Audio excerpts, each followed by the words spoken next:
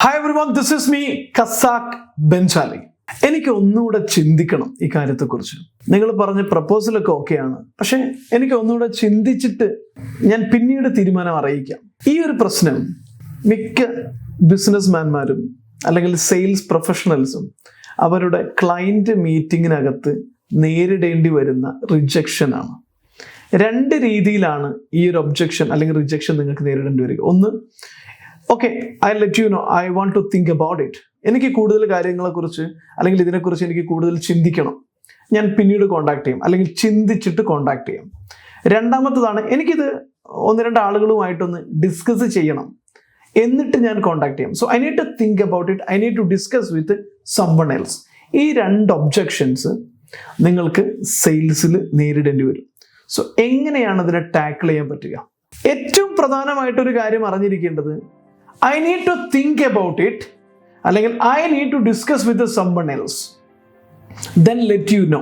ഈ രണ്ട് ഒബ്ജക്ഷൻ സെയിൽസിൽ നിന്ന് നമ്മളെ പുറത്ത് കിടക്കാൻ വേണ്ടിയിട്ട് ക്ലയൻറ്റ് പറയുന്നൊരു ടെക്നിക്കൽ അല്ലെങ്കിൽ അവരുടെ ഒരു എസ്കേപ്പിംഗ് പാറ്റേൺ ആണ്. എല്ലാ ക്ലയൻറ്റും, ഞാനും ഒരു ക്ലയൻറ്റ് കൂടെയാണ് ഇത് സെയിൽസ്മാനോടൊപ്പം തന്നെ. സോ ഞാനും അത് പറയാറുണ്ട്. ശരിക്കും ഇത് എന്തുകൊണ്ടാണ് നേരിടേണ്ടി വരുന്നത് അല്ലെങ്കിൽ ഇതിനെ ഹാൻഡിൽ ചെയ്യാൻ പറ്റാതെ പോകുന്നത് എന്ന് വെച്ചാൽ, ഏറ്റവും പ്രധാനപ്പെട്ട കാര്യം പ്രോസ്പെക്റ്റിംഗ് കറക്റ്റായിട്ട് നടത്താത്തത് കൊണ്ടാണ്. Prospecting and സസ്പെക്റ്റിംഗ്.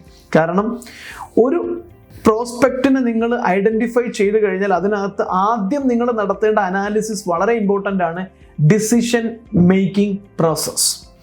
അവരുടെ ഡിസിഷൻ മേക്കിംഗ്, ഒരു ബിസിനസ് ആണെങ്കിലും ഒരു പേഴ്സൺ ആണെങ്കിലും ആ ബിസിനസ് സ്ഥാപനത്തിൻ്റെ ഡിസിഷൻ മേക്കിംഗ് പ്രോസസ്സ് എങ്ങനെയാണ്, ആരൊക്കെയാണ് അതിൽ ഇൻവോൾവ് ചെയ്തിരിക്കുന്നത്, ഏതൊക്കെ രീതിയിലാണ് ആ ഡിസിഷൻ മേക്കിംഗ് പ്രോസസ്സ് നടക്കുന്നത് തുടങ്ങിയ കാര്യങ്ങളെല്ലാം വളരെ വ്യക്തമായിട്ട് അറിഞ്ഞു കഴിഞ്ഞാൽ ഒരു പരിധിവരെ ഈ ഒബ്ജക്ഷൻ നിങ്ങൾക്ക് ഹാൻഡിൽ ചെയ്യാൻ പറ്റും.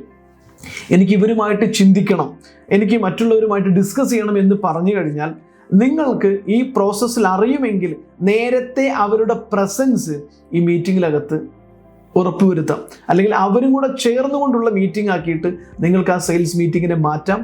ഇനി അതല്ല, നിങ്ങൾ ക്ലയൻറ്റിൻ്റെ അടുത്ത് ചെന്നപ്പോഴാണ് ക്ലയൻറ്റ് പറയുന്നത് I need to think about it. അപ്പോൾ എങ്ങനെയാണ് പറയേണ്ടത്? ഞാൻ നേരത്തെ പറഞ്ഞു, പ്രോസ്പെക്റ്റിങ്ങിൽ തന്നെ കൃത്യമായിട്ട് പ്രോസസ്സിനെ കുറിച്ചും അയാളുടെ ബിഹേവിയറിനെ കുറിച്ചും ക്യാരക്ടറിനെ കുറിച്ചും എല്ലാം അറിയുമെങ്കിൽ നമുക്കത് അവിടെ തന്നെ ഹാൻഡിൽ ചെയ്യാൻ പറ്റും. രണ്ടാമത്തത്, ക്ലയൻറ്റ് നിങ്ങളോട് പറയുകയാണ് എനിക്കിത് ഞാൻ ചിന്തിച്ചിട്ട് പറയാമെന്ന് പറഞ്ഞാൽ ക്ലയൻറ്റിനോട് നേരിട്ട് ചോദിക്കുക, സർ, ഏത് കാര്യത്തെക്കുറിച്ചാണ് ഇതിൽ സാറിന് കൂടുതൽ ചിന്തിക്കേണ്ടത്?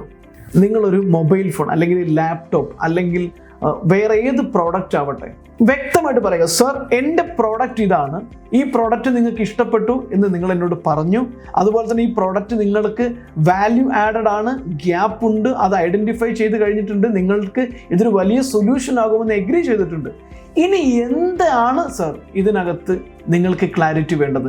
ഇതിനകത്ത് എന്താണ് ഇനി നിങ്ങൾക്ക് ചിന്തിക്കേണ്ടത്? പ്രൈസിനെ കുറിച്ചാണോ? ചോദിക്കുക. പ്രോഡക്റ്റിനെ കുറിച്ചാണോ? ചോദിക്കുക. ടെക്നിക്കാലിറ്റിയെ കുറിച്ചാണോ? ഓരോന്നോരോന്ന് എടുത്ത് ചോദിക്കുക. അയാൾ അതിനെക്കുറിച്ച് ഓരോന്ന് പറഞ്ഞു കഴിഞ്ഞാൽ സർ അവസാനം പറയുക, ഞാൻ ഉള്ള സമയത്ത് നമുക്ക് ഒരുമിച്ച് ചിന്തിക്കാം, ഞാനിപ്പോൾ ഇവിടെ ഉണ്ട്, എൻ്റെ പ്രസൻസിൽ നമുക്ക് ഒരുമിച്ച് ചിന്തിക്കാം, എനിക്ക് ഞാനുണ്ടെങ്കിൽ തീർച്ചയായിട്ടും നിങ്ങൾക്ക് ഉത്തരം തരാൻ പറ്റും. ഓഫ് കോഴ്സ്, ഞാൻ ഇവിടുന്ന് പോയി കഴിഞ്ഞാൽ സാർ ഇതിനെക്കുറിച്ച് കൂടുതൽ ചിന്തിക്കാൻ സമയം സാറിന് കിട്ടില്ല, സാറിൻ്റേതായിട്ടുള്ള കാര്യങ്ങളിൽ ബിസി ആയിരിക്കും, അപ്പം ഞാനുള്ള സമയത്തിന് നമുക്ക് ഒരുമിച്ച് ചിന്തിക്കാം. സാറ് പറയും, സാറിൻ്റെ എന്ത് പ്രോബ്ലത്തെക്കുറിച്ചാണ് കൂടുതൽ അറിയേണ്ടത്? അതിനെ പോയിന്റ് ചെയ്ത് അയാൾ അതിനെ സ്റ്റെയിൽ ചെയ്യാനുള്ള അല്ലെങ്കിൽ അതിനെ നീട്ടിക്കൊണ്ടു പോകാനുള്ള സാഹചര്യത്തെ അവിടെ മുറിച്ച് കളഞ്ഞ് ക്ലോസ് ചെയ്യണം. രണ്ടാമത്തതാണ് നേരത്തെ പറഞ്ഞ, എനിക്ക് വേറൊരാളുമായിട്ട് ഡിസ്കസ് ചെയ്യണം, എൻ്റെ പാർട്ട്ണറുമായിട്ട് ഡിസ്കസ് ചെയ്യണം. അങ്ങനെ വരാൻ പാടില്ല, കാരണം പ്രോസ്പെക്റ്റിംഗ് കറക്റ്റ് ആണെങ്കിൽ വന്നു കഴിഞ്ഞാൽ എന്ത് ചെയ്യും? ഓക്കെ സർ, നോ പ്രോബ്ലം, ഒരു പ്രശ്നമില്ല, സാറിൻ്റെ പാർട്ട്ണറുടെ നമ്പർ ഒന്ന് ഡയൽ ചെയ്യൂ എന്ന് പറയാം.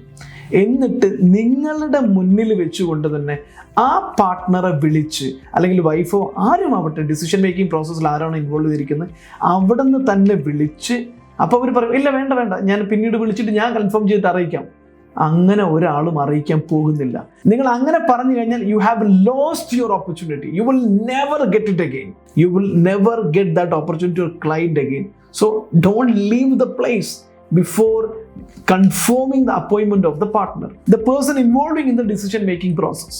അവിടെ വെച്ച് അയാളെ കൊണ്ട് തന്നെ വിളിപ്പിച്ച് അയാളുടെ രണ്ട് പേരുടെയും കൺവീനിയന്റ് ആയിട്ടുള്ള ഒരു ടൈം ഫിക്സ് ചെയ്ത് ഉറപ്പിച്ചതിന് ശേഷം മാത്രമേ നിങ്ങൾ അവിടെ നിന്ന് ഇറങ്ങിപ്പോരാൻ പാടുള്ളൂ.